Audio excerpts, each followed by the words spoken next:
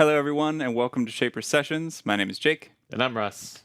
and today we are doing advanced mortise and tenons. That's right. If you watched 2 weeks ago, we did your very first mortise and tenon. Today, we're kicking it up a notch with some crazy mortise and tenons. Yep. So if you haven't watched the show from 2 weeks ago, we encourage you to watch that. This definitely piggybacks off of that. But not right now. But not right now. Stay with us because watch this one. you're live. But yeah. But We're going to make a lot of sawdust. We're going to do this pretty fast, too. It's a lot of tenons. But I like to just get right into it. yeah. What is? I got excited. It's like a lot of tenons. Let's get right into it. But like, what is an advanced mortise and tenon? Yeah. That's kind of like what we're talking about. So what we're doing here is we're taking a long piece of wood, like the side of a cabinet case, and we're actually putting a row of tenons along that. And there's a couple specific techniques that we want to teach you related to all of that, that'll let you incorporate this into your work. Totally. We have a really cool project coming up that we'll show you about halfway through the show. It's a new cabinet from Phil Morley that we teased So cool. on the last one. This is directly related to that.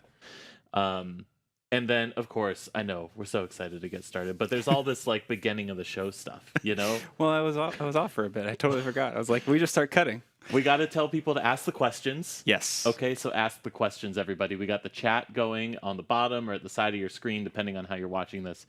Make sure you write in all your questions. This is a live show, and we're going to answer them at the end. What else do we do at the end? We also do some giveaways. To get entered into that giveaway, you're going to want to answer that question that we're going to ask right around that break time. Question today is, how many Shaper sessions have you watched? It can be a rough number. Doesn't have to be exact. We have no way of double checking. So, does this count as watching if I'm in it right now? I mean, we're kind of watching it. We're watching ourselves on the monitor. You guys can't see counts. that. Yeah. That's fun. Ask questions. Enter the poll halfway through the show to be entered into the giveaway. Have fun. Learn something. Practice this after the show so that you really lock it in. And if you haven't seen that basics, your very first mortise and tenon video, after you've watched this one, go back and watch that, and that might answer a few of your questions. One more thing before we get started. We have a promo going. Oh, right yes, now. we do. It's the summer deal. Again, we'll talk more about this throughout the show, but you should be aware you're going to save a bunch of money if you buy Origin now. That's the gist of it. Great. I don't want to hold you up from cutting these and get tenons. a lot of cool stuff. And get a lot of cool stuff, but we'll talk about that. I feel like I can go through that like while you're cutting this first tenon. What do you think? Yeah, because this is a lot of tenons. It's about a 12.5-inch wide board. Mm-hmm. So what we're going to do, we're going to go in with a 8mm roughing bit. And we're going to go full depth on the pocket first. And I want to show that off real quick on screen just so you can see what it looks like. We have a pocket shape that encompasses our entire board. Our board is only this big, but we want to be able to sneak that bit inside this pocket range all the way around and clear this out. After that, we're going to come back in with auto pass and do these in just 2 passes. So we're doing some really deep cuts, but we have the roughing bit that is going to help us, and we're also cutting into end grain, which, depending on the species, cuts like butter. It's like the easiest way to cut. It's so satisfying. So we're just going to breeze through that, and then we're going to take a step back. We're going to show you how to design all this stuff for your own project, regardless of dimension, regardless of cabinet size. We'll show you that Phil Morley project, and then we'll cut another set of tenons with what you know already locked in and the mortise to go along with it. Cool. Let's let it rip. Let her rip.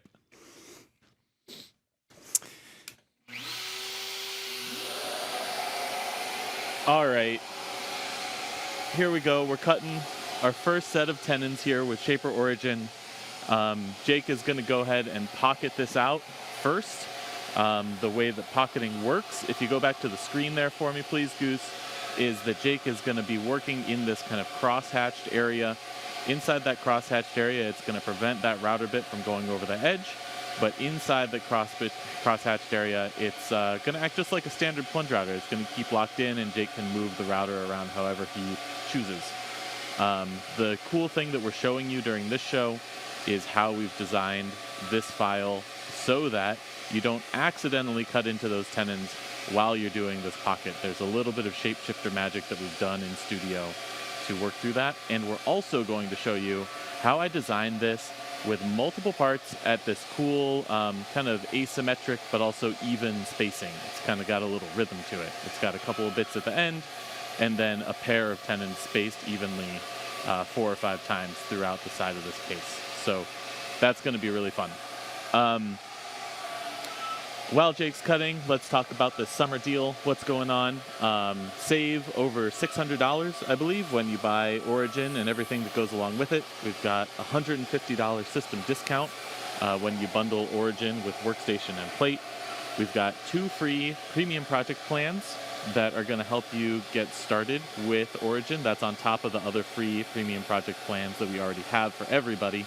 But this is a couple of those paid ones that we're throwing in for free to get you going, because these projects are just so well documented. As long as you follow those steps, you're going to have a good time. You get a free accessory bundle, which includes a mini sustainer, a roll of 2-inch double-sided tape, a ball nose, and an 1/8-inch by 1/4-inch O-flute router bit. The ball nose is good for doing fun details on trays and things like that. The 1/8-inch by 1/4-inch O-flute is our favorite bit for cutting soft metals like brass. You've got a free 1-year Studio subscription, and we're using Studio later today to design this file. So we'll show you how you'll be able to follow along with that to make files just like this, templates just like this to cut with Origin. And then you get 2 free training classes with me and Jake that are going to get you started from the ground level up to feeling competent and comfortable cutting with Origin. So that's going to be fun. And then, okay, this is one more thing. It's always one more thing with these promos. If you buy the complete Origin system, that's Origin, plate, and workstation, we have this really sweet new router bit kind of poster. It's a poster that you hang in your shop. It tells you all about router bits, how to use them, what the different geometries do, all that stuff. And again, we'll show all this stuff off during the break so that we really lock it in. But that's the gist of it. That's the promo. So Jake has gone ahead and switched from pocketing mode to outside cutting each of these tenons with auto pass. What that does is that cuts these tenons down to their final depth, ramping all the way down nice and cleanly. He's using a roughing offset on these, so it's going to ramp down while being able to clear out that kind of full part in between the 2 tenons, and then come in just to do that last little finishing pass to bring these tenons right exactly to dimension. And this is the easiest and fastest way to cut a tenon with Origin. If you just set that dimension, set the depth, set the router bit diameter, all that stuff, AutoPass is going to take care of routing everything all the way down to that final depth and that final offset for you, which is super convenient. So you can see how quickly he's able to breeze through some of this stuff. One thing that you're going to want to be careful of when you're doing this at home is make sure you do slow down a little bit in that uncut bit between the 2 tenons the first time. You'll notice there's a pair of tenons right next to each other, and the first time you go around that, you're going to need to clear out that center area. When we get back to that on the next pair of tenons, Goose, let's make sure to show that first cut through the middle there. You're going to want to slow down just a little bit to clean that up, but then once you're through that, you can totally cruise, because having done the pocket already, this is a pretty light cut, pretty easy to control, which feels good. And then, of course, at the end, AutoPass just totally retracts automatically for you. Let's go right to that center cut, Goose. There we go, right through the middle there. You can see how we're clearing out quite a lot of that material that's in between the 2 tenons. Thanks, Goose. Not to tell you what to do.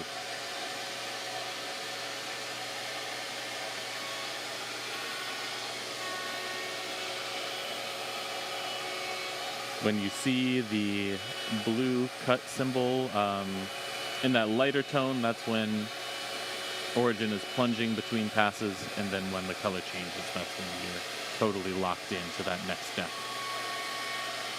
Yeah, here we go, right through the middle there. So, just like any other plunge router, you are going to want to be aware that the heavier you cut, the more Origin's going to want to pull you around a little bit, because at the end of the day, you are moving this thing through space, and you have to put it in the right vicinity generally. If you get a retraction, that's no big deal. It happens on our show often enough. That's why we do this live, so that we can show you what mistakes look like and how to correct them.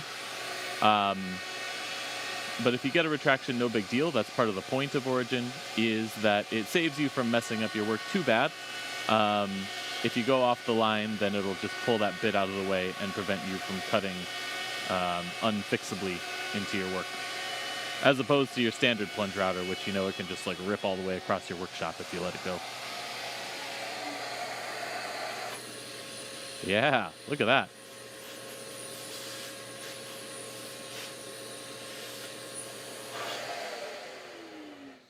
That was fun. And we will talk about the settings and everything that go along with that when we get back to cut that the second time. We'll slow that down a little bit more. What do you think? Sounds good. But that looks really good. Yeah, I'm very happy with that.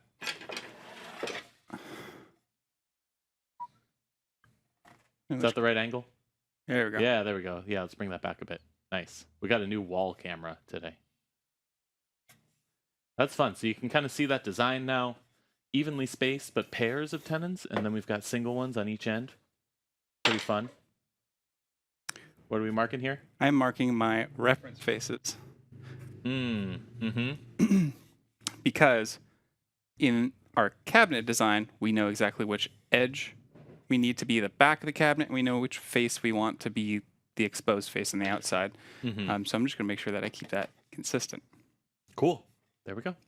Now, let's show you guys how to design all this. Let's take a step back, because you could make these slot shapes on Origin, but you would not be able to make that pocketing shape on Origin itself. That's something that you want to use Studio to do. So here we are over here on the laptop in Studio. This is our simplified design tool for craftspeople. It's really good for making simple templates for Origin. The very first thing that I do when I get into Studio is I name my design so that I can remember what it is. The very second thing that I do when I get into Studio is I make a box that represents the shape and size of my material. So that's the first thing I'm going to do. We've got a lot of options over here. We cover these in other Studio shows. Today I'm going to stick with just make shape. So let's click into here. We're going to make a rectangle. This is just rectangular stock. And that's going to be 12.5 inches wide. Jake, correct me if I'm wrong on this. Nope. And 0.7 inches tall. Correct. Now, if I zoom out on this, you can see that that's centered on the origin point. If I turn on my custom anchor point by clicking this menu item right here under that design tab, you can see that custom anchor point shows up at the 0, 0 point of my coordinate system. You can see the Y and X axes here a little darker than the rest. That's where that custom anchor point is going to show up. I want that custom anchor point to be on the top left corner of this template. So what I'm going to do is go over here into anchor. I'm going to choose that top left anchor point, and I'm going to place that using the position feature at X equals 0, Y equals 0. That's my stock material.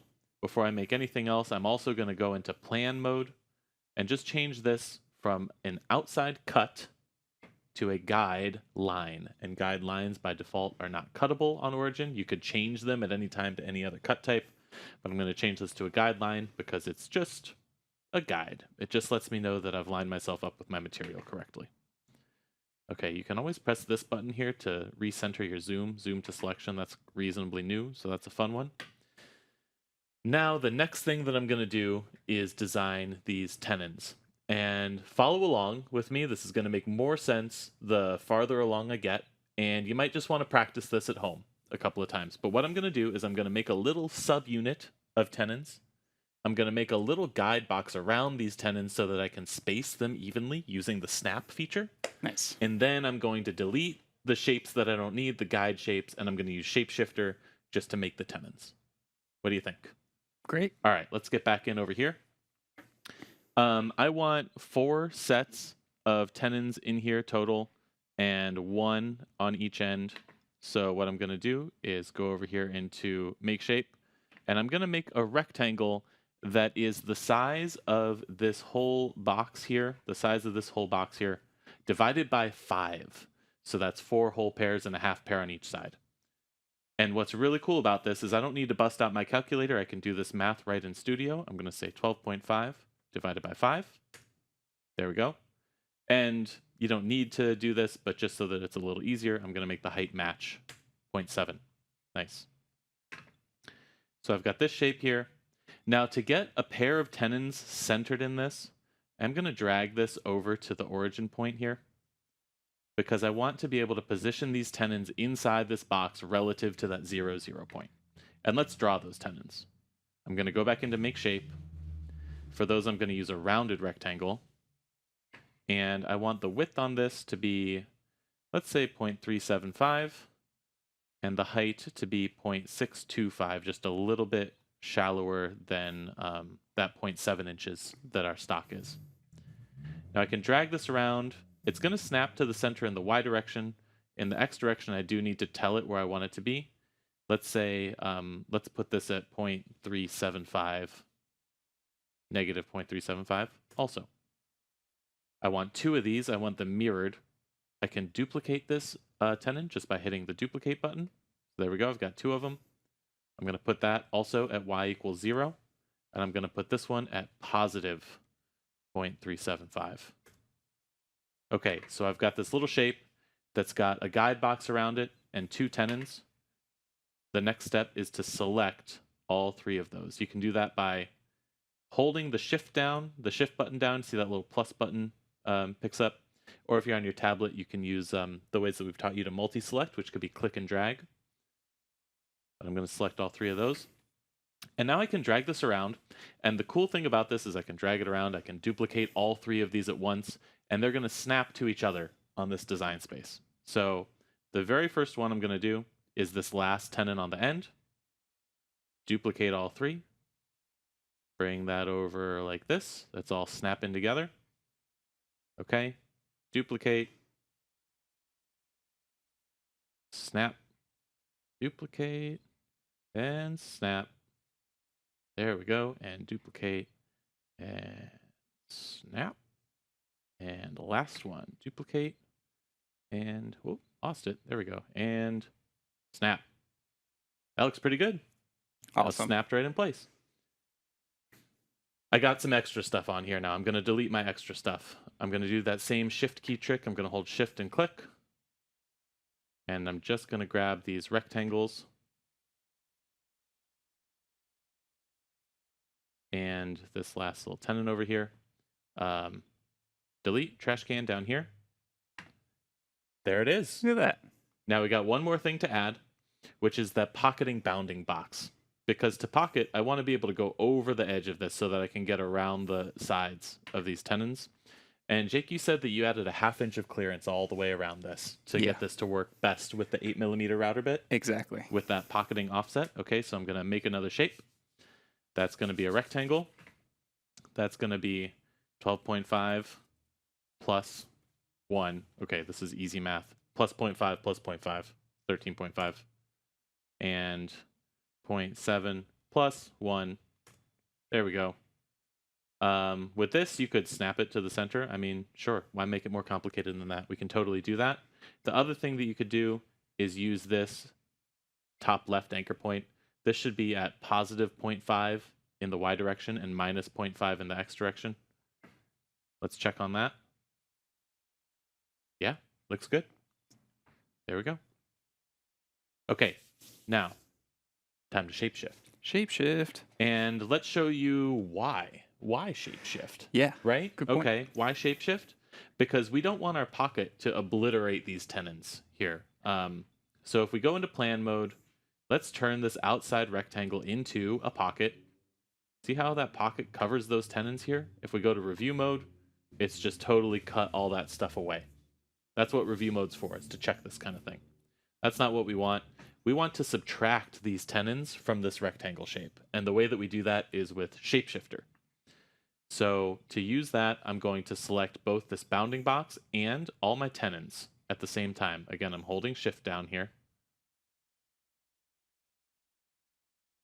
Now I can go into shapeshifter. This is where we can add, subtract, combine shapes.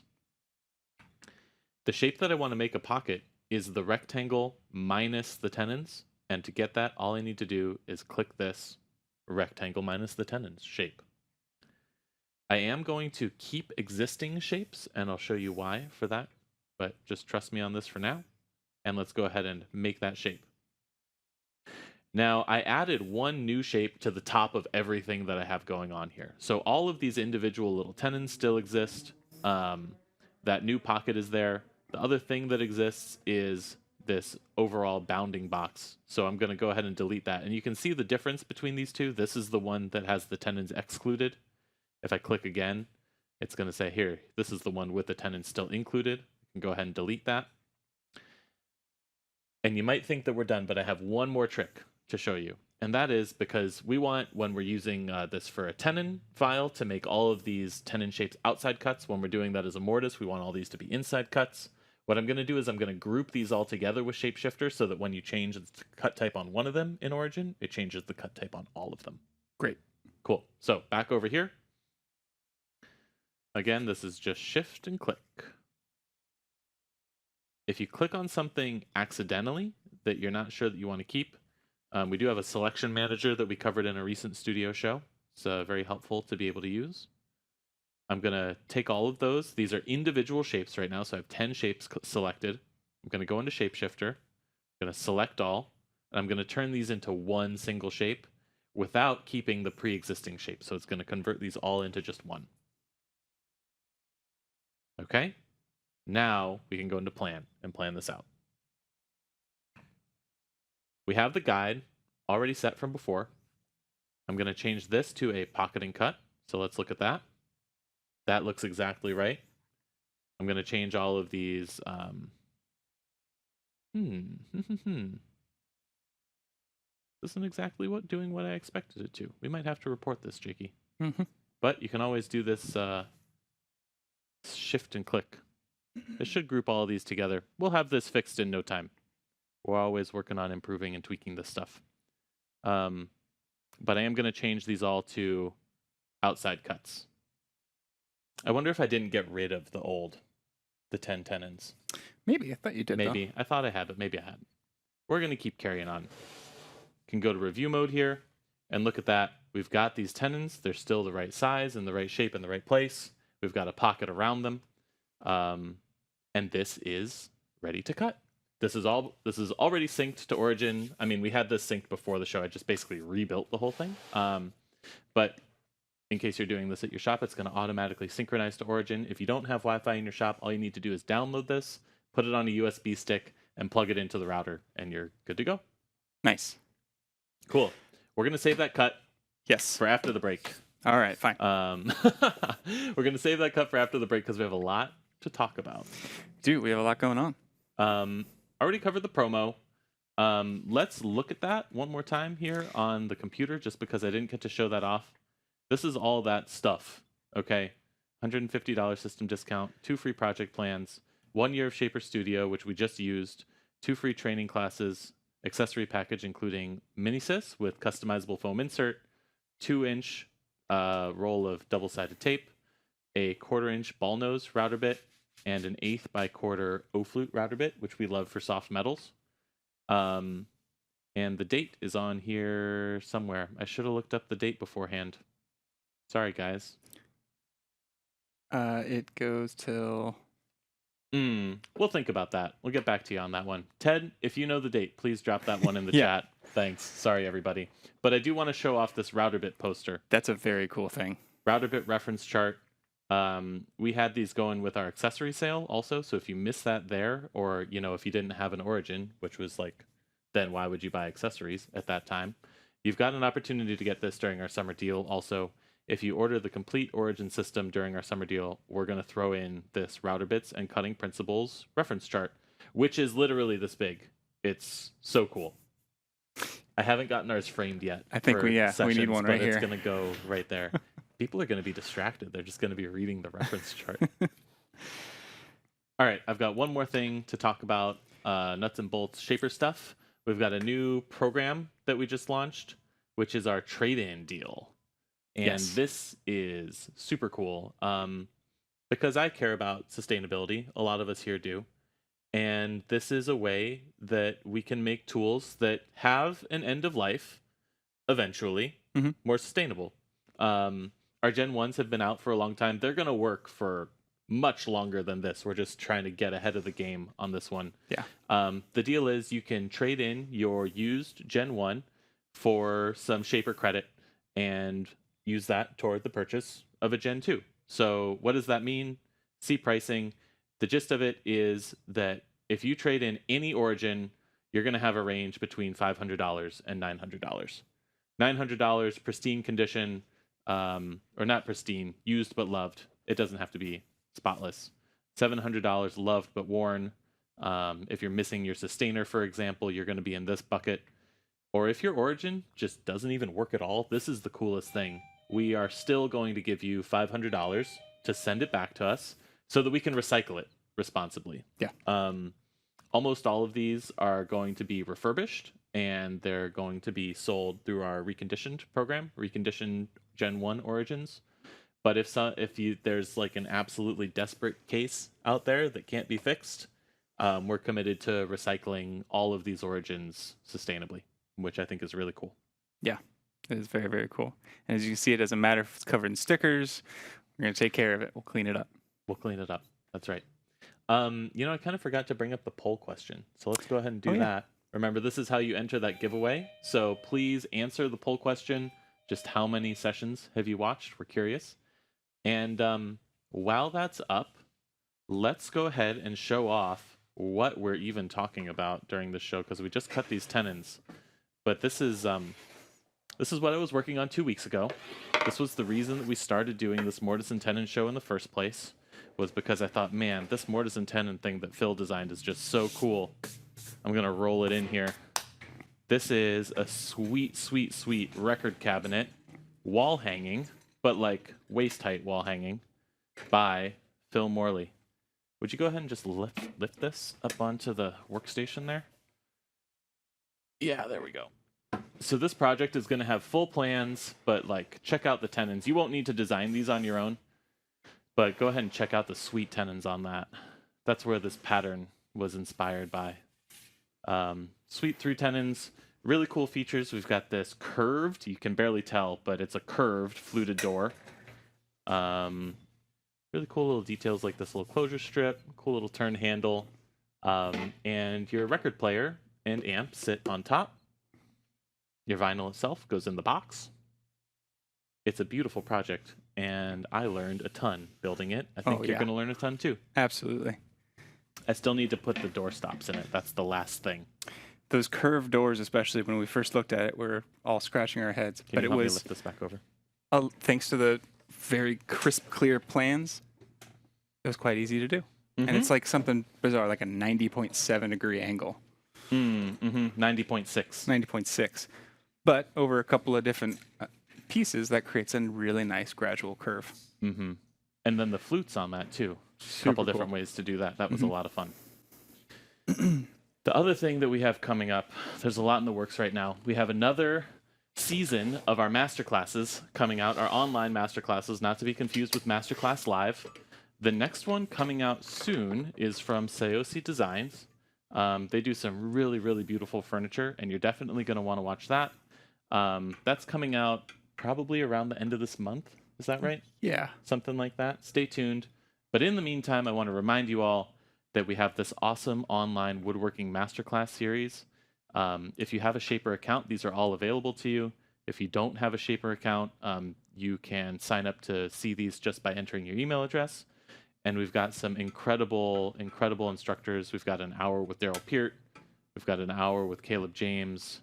Martin Winterhager is an incredible cabinet maker in Germany. We've got a couple German folks in here. Johanna Rowe in here also. Raleigh, Matt Kenny, Christoph Noyes, a guitar builder. Some really incredible information. So, okay, we've got 7 of these so far. So this is like 7 hours of info. That's a whole Saturday right there. So, not to mention they're all shot beautifully, and it's just a real joy to watch. I think. Yeah, absolutely. So tune into those, check those out, and then stay tuned for more coming up. Speaking of shot beautifully, it's time for our shop tour. Let's do a shop tour. This year's shop tour, this week's shop tour is from George. We met George at the Fine Woodworking New England event in Connecticut, in Hartford, Connecticut. So thanks for sending that, George. It's a really good one. And make sure to send your shop tour to us at sessions@shapertools.com. Let's roll it. Hi, this is Sean Williams. Welcome to my shop. Oh no. It is in my basement. We have a walkout basement. We bought this house so that I could build a shop downstairs and get my equipment inside. Got a bandsaw, drum sander, saving up for a wide belt. I've got a Felder sliding table, saw and shaper combination.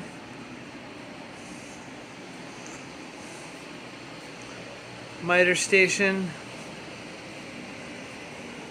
Panzer router, love this machine for joinery, jointer planer, edge sander, router table, drill press, hinge boring machine for doors. Got a lathe back there that I'll eventually learn how to use. Planer.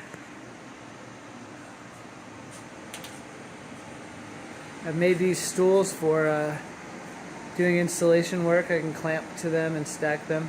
Very helpful. Another table for clamping. Outfeed table. Got a saw stop. Lumber rack. This, I just got a bench from Benchcrafted on Friday, a few days ago. Drove to Amana, Iowa to get it. I love it. It's excellent.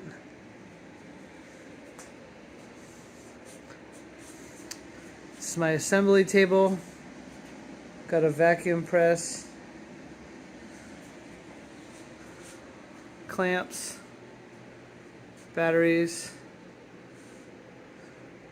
Small organization. Here's my Shaper Origin workstation.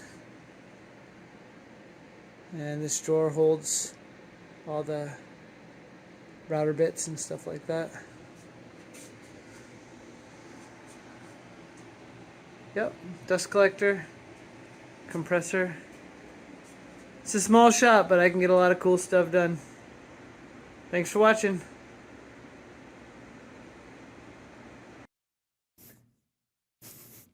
I think we might have seen that one already. I think so. We got a little carried away with ourselves getting set up today, I guess.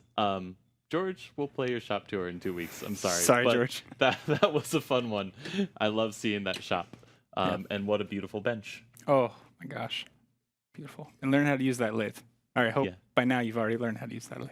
Jake's a lathe man. I was gonna turn the little knob for the door on that Phil Morley cabinet, and Jake said, "Let me do it." Please.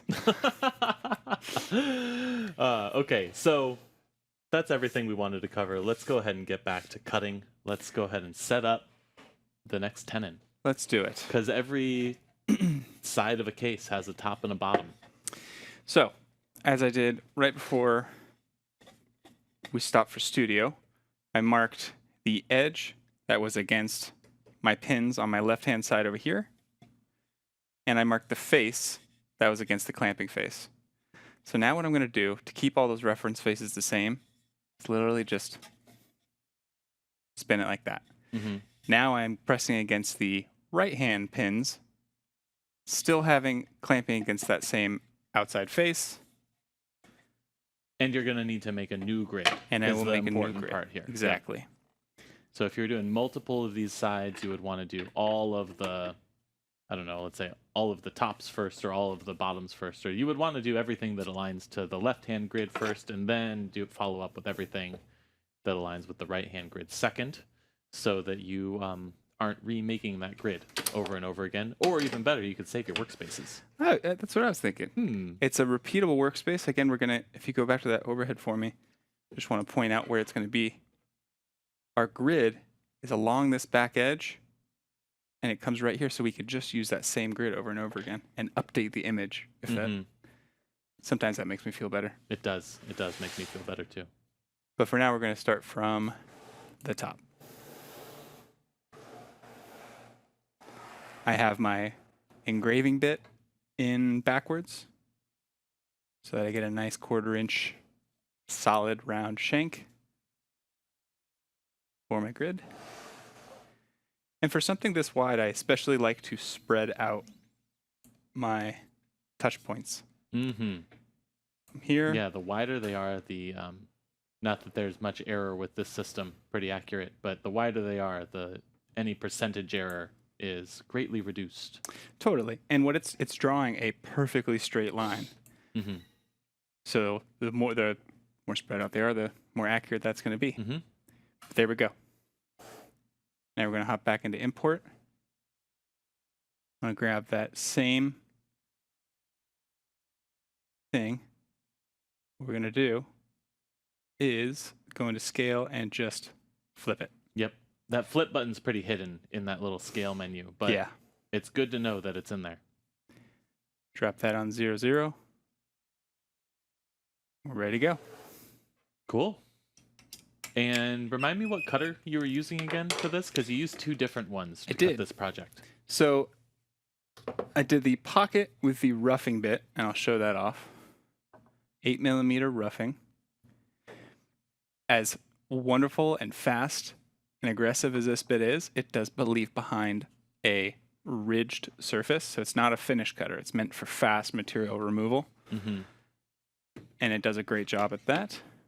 After which I come back in with the standard 8mm by 35, which is our like finishing bit. Yeah, nice. Which is also pretty incredible at removing material fast. It really, really is. Yeah, that's wonderful. But I really wanted to use the roughing cutter today.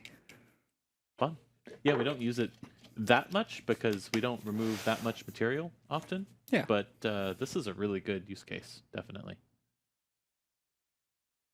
Z-touch. Yeah, you just set your bit diameter there. Oh, we're a little too fast for the camera. Sorry. Gonna have to be quicker on that one next time, Goose. All right, we are all touched off. And something that I was doing last time as I was pocketing, though, I was being very cautious or conscious of the direction I was moving and making sure that I wasn't climb cutting. There are a couple times where I did go the wrong direction, and you feel it, just like any router. Mm-hmm. It wants to go with you a little bit. So we try to avoid that by going against the rotation of the bit. Mm-hmm. That's also why I kind of did a skim cut around the entire thing to stay in that one direction and then come back in and whittle out those large hollow areas. Yeah, nice. Power whittling. Power whittling. Cool. I'll leave it Yeah, you're going to need that. Let's get to it. there. Okay. Yeah, safety glasses on. Safety first. Cool.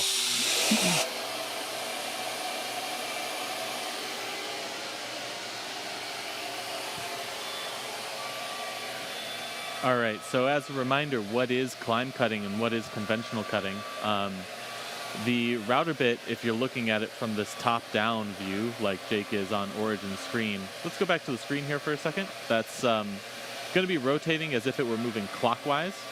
So the important thing here is that the bottom edge of the router bit, which is in contact with the edge of the material, is moving against the direction that Jake is pushing the router.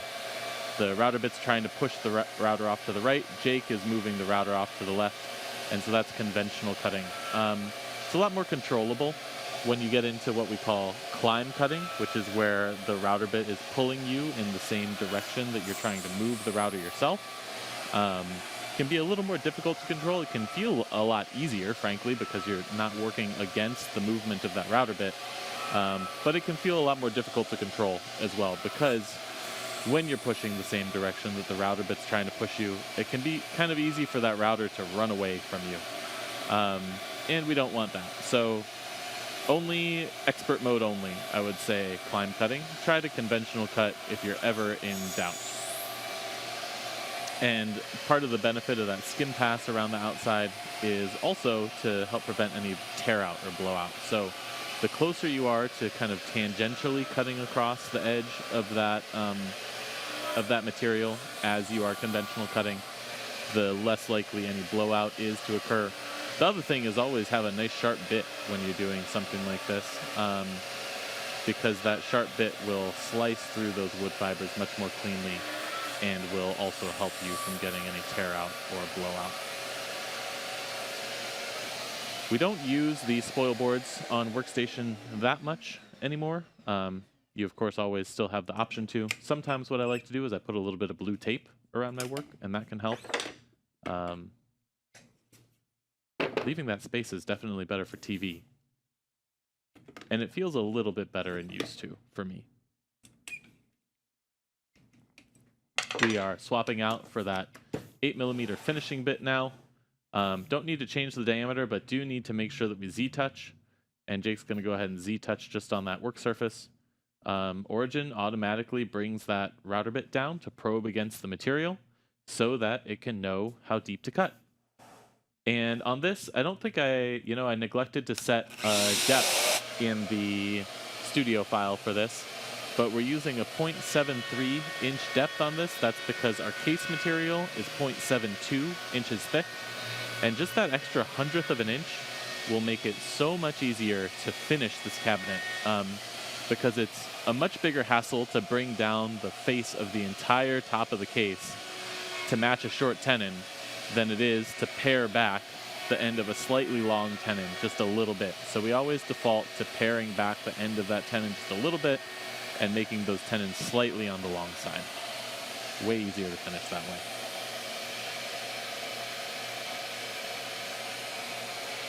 way. Again, this is auto pass, so now as opposed to being in that pocket where Jake could operate the router kind of in any direction he chose, here he's following that dotted line, and what that does is keeps Origin right on track to cut these tenons exactly to the right size. It's going to do a roughing pass and a finishing pass following this dotted line, going all the way down to that full depth, and then coming in just to take a skim finishing pass on that. But this is the cool thing about Origin, is that it's got this real-time auto-correction system, so it's always keeping you on this dotted line as long as you're moving the router smoothly in the right vicinity.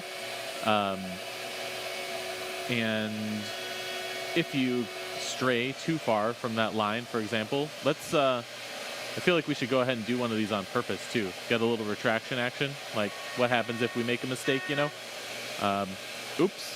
So their Origin just retracts, gives you a little dot that says, all right, resume your work right here.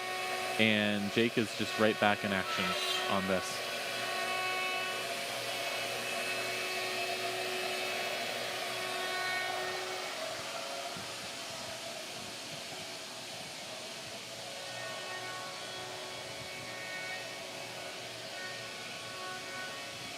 It's kind of fun just to sit quietly and watch for a while. It's a little meditative. This makes me wonder how many Shaper sessions I've seen. I think I've been in like 60 of them so far. Jake, you've probably done 70 or 80 now. We've got a lot of shows, folks. Check them out on shapertools.com/sessions or our YouTube channel, Shaper Tools. There's a lot of really great info on there. We've got stuff on cabinet making. We've got stuff on furniture making. We've got a few more mortise and tenon shows. We've got other kinds of joinery. We did a dovetail show that I really loved about a month and a half ago at this point. I think that was 4 shows ago, where we showed off a really cool dovetail template generator that allows you to really easily just cut dovetails with Origin. Walk you guys through all of that process. And it's really cool how flexible that tool is. Unequally spaced dovetails, kind of similar to these unequally spaced tenons that we did. Check that out too.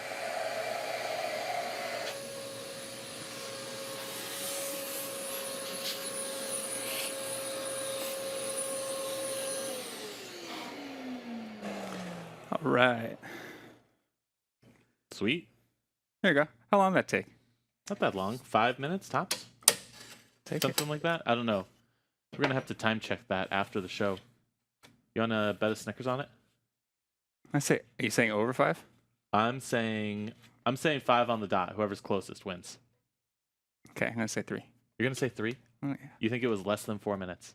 I think so. It might have been. Okay, we'll see. There we go. Sweet. Beautiful. Let's cut that mortise. All right. Pop off my workstation here. Yeah, what do you need? What can I help with? We've got a spoil board here.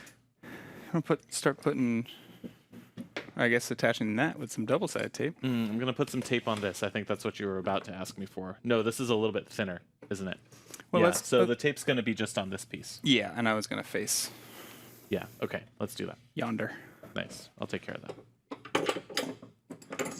So we were just using Shaper Workstation, which is our vertical fixturing solution for Origin. We're going to cut these mortises on this big flat panel as if it were the bottom of our case. And to do that, we're going to use Shaper tape. Every Origin comes with 2 rolls of Shaper tape. They let you work really flexibly in pretty much any location on any flat surface.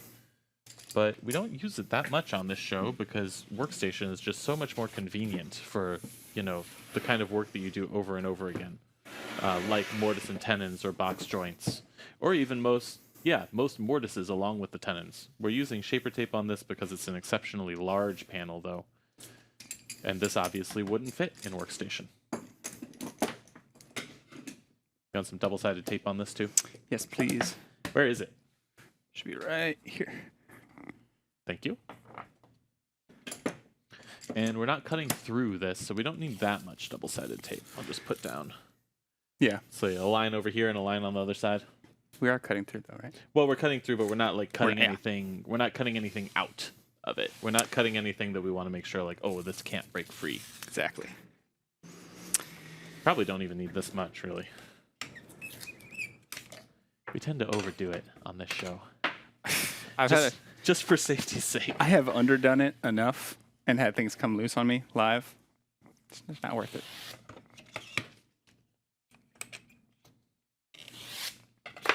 All right, you're all set. All right. All right, which side do you want to be the back? Back edge. This edge? Yeah. Okay. Can I have the pencil? I'm gonna mark it. Back. Nice.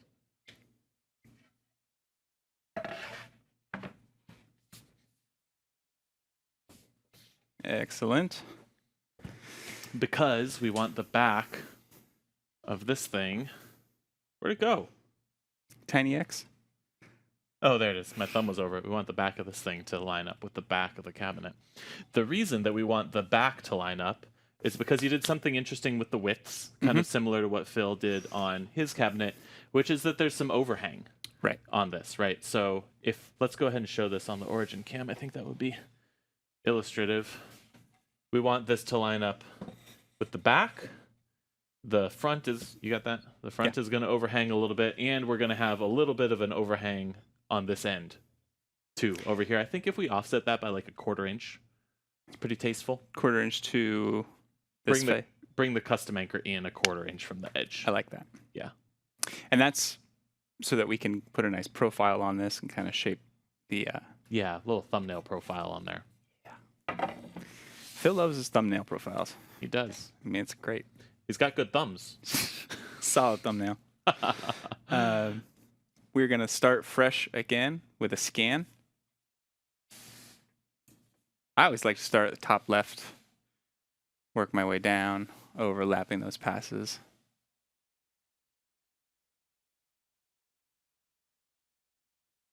And hovering to get a nice clean image of the bottom.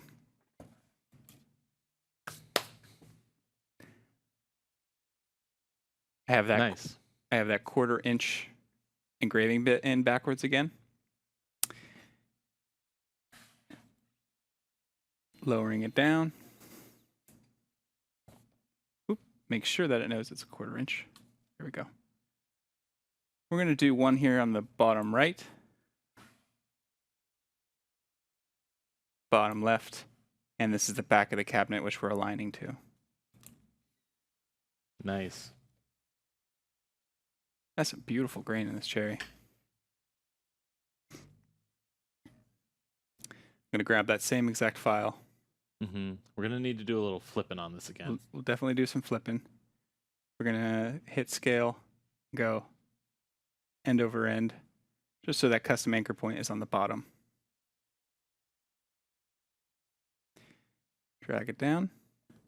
We said 1/4 inch. Yeah, I think a 1/4 inch is good. Agreed. I'm going to use position to tell the Y direction, 0.25.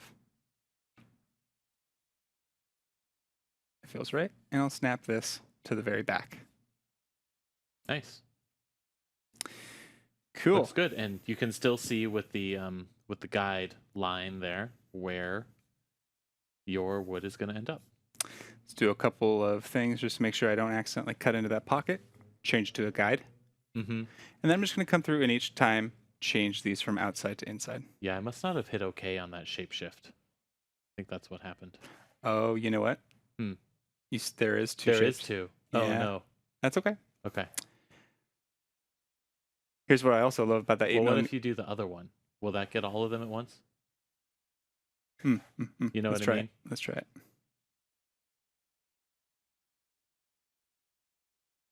Huh? Yeah? Answer's no. No? Oh, I Yeah. wonder what I did.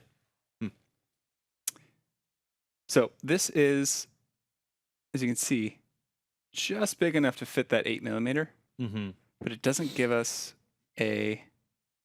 much of a room for roughing offset. Enough. Enough? It should already be baked in there, right? I mean, let's look at our auto pass settings, Oh, there we go. That feels all right. right? So that's baked into your auto pass settings. Yeah. And here's something that can be a little confusing, frankly. If you have no global roughing offset set, but you have a roughing offset in auto pass, and you turn auto pass on, and your cut path disappears, that means that your roughing offset in auto pass is so large that you actually can't cut the feature. Right. So you can go into auto pass at that point and try turning down that roughing offset, and that cut path should come back, or even turn off the roughing offset in auto pass. That's a good point. I've seen that catch a lot of people off guard. Mm-hmm. Z-touch with that 8 millimeter bit. Not the roughing bit, just the standard 8 mil. Mm-hmm. We're no longer going into end grain, so I'm gonna bump this up. Slow it down. Let's say 3 passes probably for this, just for safety's sake. Yeah, 2 depth, 1 finish. Yeah. Let's go ahead and talk global offset. Mm-hmm. Should we cut all these at 0 and test fit? Or should we go straight for a negative?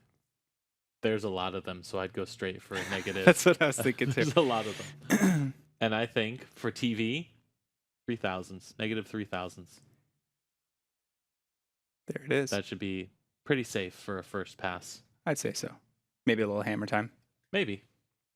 Little room for glue. Who doesn't love a hammer time? Okay. Okay, so you're going to go through all of these, and you are going to have to change them to inside cuts as you go. Yeah, but when I'm cutting, I'm not even going to have to move. It's going to be great. I'm Yeah. going to auto lock and just let it do its thing. Cool. Have All right. fun. Thank you. We got 10 mortises coming right up.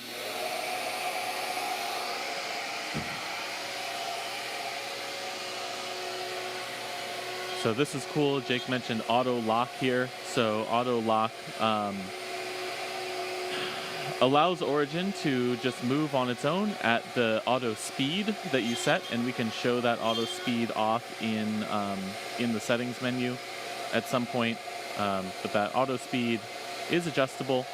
You can, and Origin will basically move as far as it can within that corrective range.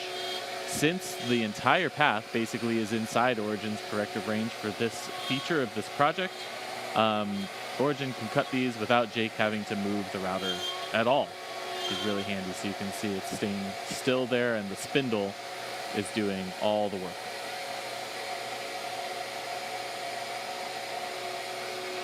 There's also the possibility maybe to have helix to this at some point, but it's right on the cusp of that. I can see you needing to move just a little bit to make some of these corners happen. Helix also is good for folks who don't have autopass, who might want to do a similar thing, yet it's limited to slightly smaller features. So autopass will be able to do this when you are also beyond the boundary of that corrective range. You would just have to move to keep up with it. Helix only works when the entire path does truly fit in that corrective range. Yeah, that's fun. Aligned perfectly. Got that little skim pass at the end.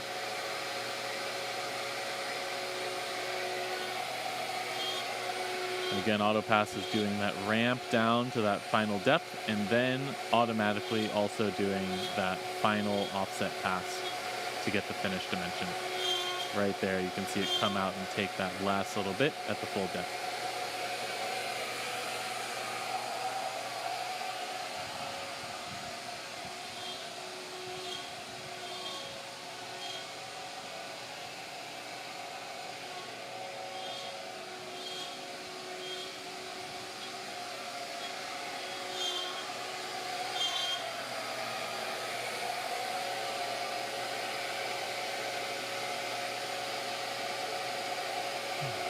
This would take a long time without auto pass, wouldn't it?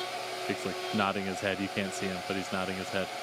You know, without auto pass, the way that this would work is you would need to update that dimension every single time you need to change the depth. So we do this in a couple of passes. We're doing this in 2 depth passes and then a roughing and a finishing pass. You would need to go ahead and change that setting every single time you change the depth on this cut. And auto pass does all that for you. It's really handy.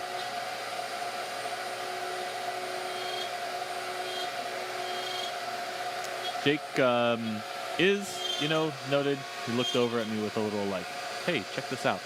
He's putting a good amount of downward pressure on Origin just to really keep it in place, and that's going to give you the most accuracy when it goes to rip around those corners. You can see him really holding it down there, which is when you're keeping just in that corrective range, it can be pretty helpful.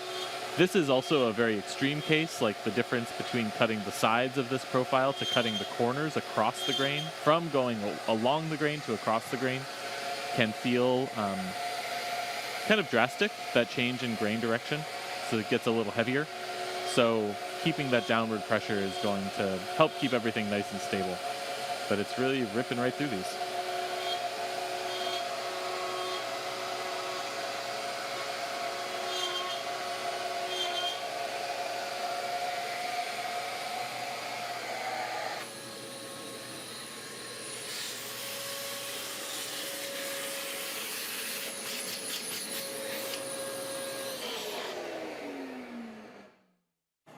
And there we go. Awesome. You want to do a little test fit? Do you I want ever? to do a little sand? Just knock All some right. fuzz off. Here you go. That's the right direction. Da-da-da. So we should have our back aligned, and we should have that edge just a 1/4 inch away. Yeah, That is perfect. that's awesome.